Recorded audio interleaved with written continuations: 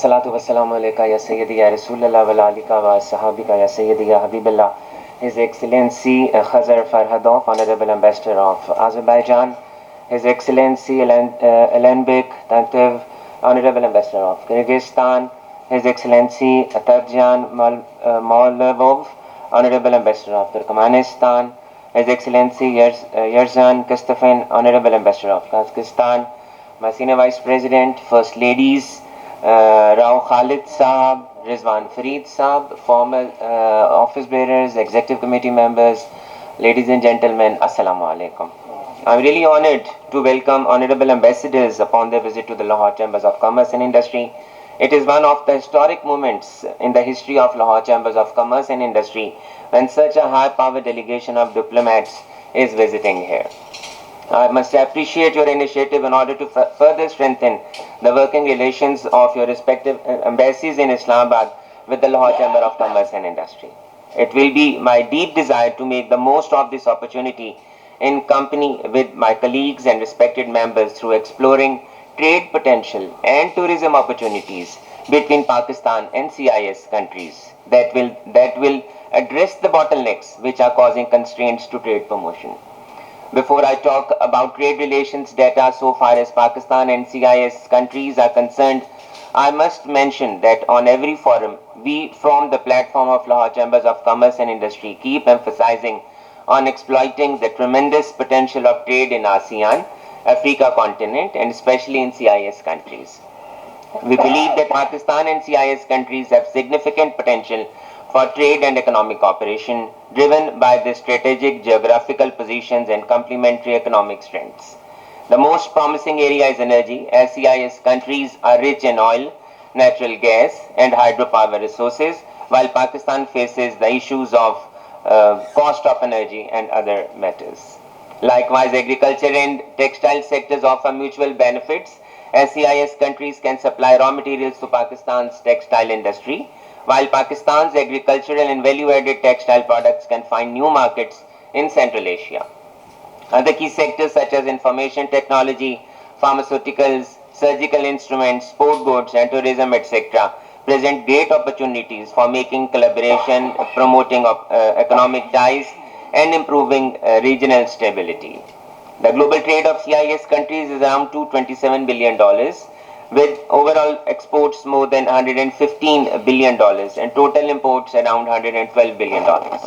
It is quite concerning for us that Pakistan's share in total trade of CIS countries is just $260 million, with exports nearly $225 million and imports roughly $35 million as per our State Bank's data. Pakistani business community is well aware of this fact that there are enormous market opportunities available in Central Asia for Pakistani products and services. We are required to identify some sectors of economy for cooperation through some dedicated efforts done by our own embassies in CIS countries that can contribute to a great extent in capturing sizable share in Central Asian markets. We need to think out of the box and engage the representatives of private sectors from our countries who make some concerted efforts coupled with some assistance provided by the respective embassies of CIS countries. My esteemed guests will agree with me that in today's complex world where things are so independent that one has to perform certain functions in addition to its primary role. Private sector's representatives, either independently or through trade bodies like chambers of commerce, etc., do interact with each other via exchange of business delegations at international fairs and exhibitions, on business conferences, and many more such platforms. But the specific role of embassies cannot be ignored at all in this connection. With the help of influence and unique importance of embassies, things can be turned towards a certain direction for ensuring mutual benefits. Honorable Excellencies, if we start making efforts on two-point agenda, that is improving banking channels and increasing the frequency of direct flights, then we can bring substantial change in the present trade and economic relations among us. Honorable Ambassadors, your presence here to inaugurate the CIS country's business counter is a significant milestone in our mutual journey towards enhanced economic collaboration. We deeply appreciate the valuable printed materials you have brought, which will undoubtedly enrich this counter. Hopefully, this initiative will play a future role and crucial role in apprising our members about the abundant business opportunities available in the Central Asian republics. We look forward to exploiting the numerous possibilities that lie ahead and are committed to work together to achieve our shared goals. With these words, I will end my welcoming address and again thank you for all visiting Lahore Chambers of Commerce and Industry. I do hope that today's meeting will go a long way in reaping great benefits for each other and assure full support of LCCI for the promotion of enhancing relations between CIS and Pakistan. Thank you very much for coming to Lahore Chambers of Commerce and Industry. Thank you very much, President sir. Thank you very much. Now I would like to request His Excellency Abajan Malbo to express his views. Excellency, please. Excellency. I want to thank special to President and his team and my brother Rizwan Farid for supporting us and organizing this meeting in short, I could say that in short notice, because we were also very busy, but finally we took decision, and thanks to my brothers, ambassadors, Azerbaijan, Kazakhstan and Kyrgyzstan, we managed to come here and have this meeting with you. Now, Central Asian republics and Azerbaijan, we are sharing our history, tradition, culture, religion with Pakistan. We can say that we are brothers. If you check blood's DNA, it will show that we are rather close to each other. But with the history, if we look back, they were borders, a period, Soviet Union, they were socialist camp in the world, and there was another camp, and we were on different parts of this camp, in different camps. So our relations, communication between our people, we lost that period. There were borders which were very difficult to cross, and nowadays, after independence of Central Asian republics, we are more becoming close to each other, but still we need to do a lot to know each other more close. Particularly it is concerning the business people. Our legislation, especially compiled for the newcomers to Azerbaijan, how to get registered, how there are separate things, I mean, which directly concerned, business in Azerbaijan. 2022, end of December, the Pakistani rice exempted from import duties in Azerbaijan.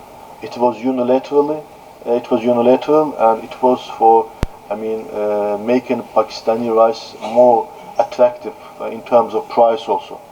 And once again here I'm inviting Pakistani exporters. The main item of the Pakistan's export is rice. That's why we started with this, with the initiative and with support of the leader of Azerbaijan. Regarding connectivity, continuing the topic of connectivity, what can I say as a family? As I mentioned, the countries Central Asia, Azerbaijan and Turkey, we achieved a lot in connectivity. Right now there is very smooth connectivity. So this route starting China, going through Central Asia, Azerbaijan, Georgia, Turkey and Europe, it's already working very successfully. It is shortened as the international transport corridor. I think it became one of the shortest even, if I am not wrong. And it is really contributing the increasement of the transportation of cargo year by year, millions tons. It is not small numbers, every year millions tons. And of course, what I would like to say, hand to hand with Central Asian countries, we achieved this. What it means, that means connectivity is not one-sided initiated, process. It should be initiated from both sides, and it should be especially going seriously on this from both sides. That's why we inviting again PIA to restart its flights. First of all, thank you for inviting us, for organizing this very important event. I visited Chambers this year twice, I think. Kyrgyzstan and Pakistan and all Central Asia countries have a deep history. We have many opportunities for collaboration. Last year, trade turnover between our countries, between Kyrgyzstan and Pakistan, was around $20 million. It doesn't correspond with real potential. Because last year, I know from Kyrgyzstan to Pakistan, we exported around 10,000 tons coal to Pakistan via Afghanistan. I agree with my colleagues. Now we have many issues about transit via Afghanistan and other countries. But Kyrgyzstan and Pakistan, China and Kazakhstan, we have a quadrilateral agreement. Last year, one of the big Pakistani company, NLC, they sent goods to Kyrgyzstan via China. This is first link between Kyrgyzstan and Pakistan and Central Asia. Inshallah, this year trade turnover between our countries will be increased. This in 3 months between our trade turnover between our countries was $7 million. End of this year, I think will be maybe maybe more than $50 million. At the Islamabad Chamber of Commerce and Rawalpindi Chamber of Commerce, our idea is to establish same desk Central Asia plus Azerbaijan in other chambers, because it shows unity and it shows importance of regional cooperation. As many experts say today, that the regional cooperation is the name of the game. So to develop regional cooperation, we should first address regional connectivity. And I always stress that we have two issues that we need to address: lack of information and lack of connectivity. But nowadays, alhamdulillah, just like my brothers shared this excellent news, we, in collaboration with the NLC, with the TCS, and with other companies, Faisal Movers, Pyramid Logistics, and many others, we are developing connectivity within the region, and we are delivering goods. Last month, the NLC, they organized first ever multimodal cargo transportation from Kazakhstan to Dubai via Pakistan, Karachi seaport. And it shows that Pakistan can play a crucial role in terms of developing cooperation, not only between Central and South Asia, but far beyond. Through your seaports, we can develop cooperation with the Gulf countries, with the African countries, with the Southeast Asian nations. So the sky is the limit. And vice versa, through developing cooperation with Central Asia, be it Turkmenistan, Kazakhstan, Kyrgyzstan, Azerbaijan, you can have access to the big Eurasian markets. So it's a win-win situation, and I do believe that regional connectivity is the issue that we are addressing in a very appropriate, well manner, and hopefully next year our routes will be diversified, and we will have as many connections between our countries as we can, including the Karakorum highway, which was mentioned by my Kyrgyz brother, and we will be delivering, we will be boosting our bilateral cooperation. Right now, a delegation from the FPCCI, Federation of Pakistani Chambers of Commerce and Industry, in Kazakhstan. They are participating at the Shanghai Cooperation Organization's Business Summit. As you might know, Kazakhstan this year is chairing the Shanghai Cooperation Organization. His Excellency Prime Minister Shehbaz Sharif confirmed his participation at the SCO Summit, which will take place in Astana at the beginning of July, next week. And apart from his participation in this very important gathering, he will also have talks with our President to discuss our bilateral cooperation. Last month, I met with Chief Minister, Madam Mariam Nawaz Sharif, and we discussed a broad range of issues in terms of developing cooperation with your beautiful province, and in particular with Lahore. Today in the morning, I met with the Commissioner of Lahore, and we again had talks on how we can, develop cooperation. So it was agreed that we will sign a twin cities agreement between Lahore and Turkestan. Then Madam Mariam Nawaz Sharif, she kindly accepted our invitation to visit Kazakhstan. And I invite you all to be part of this very important delegation. Hopefully, she will visit our country in August, and we will be discussing business. First of all, business, economic cooperation. Now, when it comes to banking channels, finally, the Bank of Punjab, they signed an agreement with Bank Center Credit from Kazakhstan. And if you want to do business, if you need to, make financial transactions, so you can approach Bank of Punjab, and they will be more than happy to assist you. With regard to connectivity, just like my brothers mentioned, we have direct flights to Baku, to Bishkek, so you can easily travel through these destinations to our country, to Astana or Almaty. If you travel, for example, to Bishkek, from Bishkek it's a 3-hour drive to Almaty. In general, I must say, nowadays B2B ties are growing. I see that the interest is growing from both sides.